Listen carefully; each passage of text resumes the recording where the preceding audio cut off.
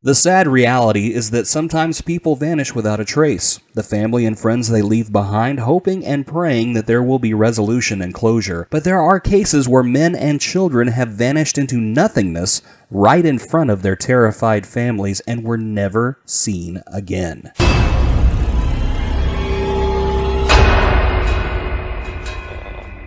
Selma, Alabama, 1854. There was a farmer named Williamson who was crossing a field in full view of his wife, children, and neighbors when, without warning, he was simply gone. His horrified friends raced to where he had been, expecting to find him lying on the ground or perhaps to find a hole that he had fallen into, but they found nothing. The ground was not disturbed. There was nowhere he could have hidden. Williamson was there one second, and the next he was gone.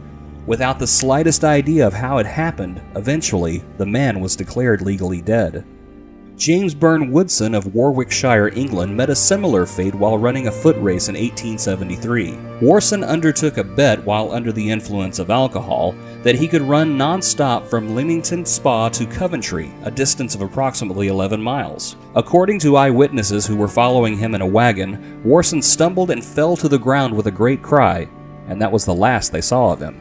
In Quincy, Illinois in 1878, a 16-year-old boy named Charles Ashmore walked out of the back door of his family's farmhouse to fetch fresh water from a nearby spring. When he did not return, his family became worried and followed his fresh footprints in the snow, only to discover they abruptly ended 75 yards from the house. The tracks simply stopped as if Charles simply popped out of existence. Beyond the crisp footprints, only smooth, unbroken snow. 4 days after Charles' disappearance, his mother, stricken with worry and grief, went to the same spring for water when she heard her son calling to her when she passed the spot where he had vanished. The woman claimed she couldn't determine where the voice was coming from, as if it was moving around her. When she was questioned about the voice, she said that the words were clear and that the voice was definitely that of her son's, but she couldn't make out what he was saying.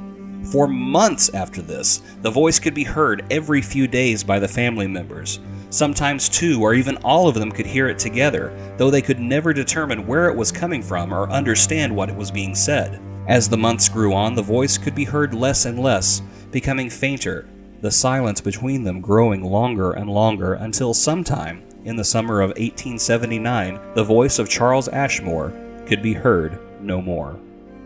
Speculation about these disappearances have run rampant over the years. Were the victims swallowed by the earth?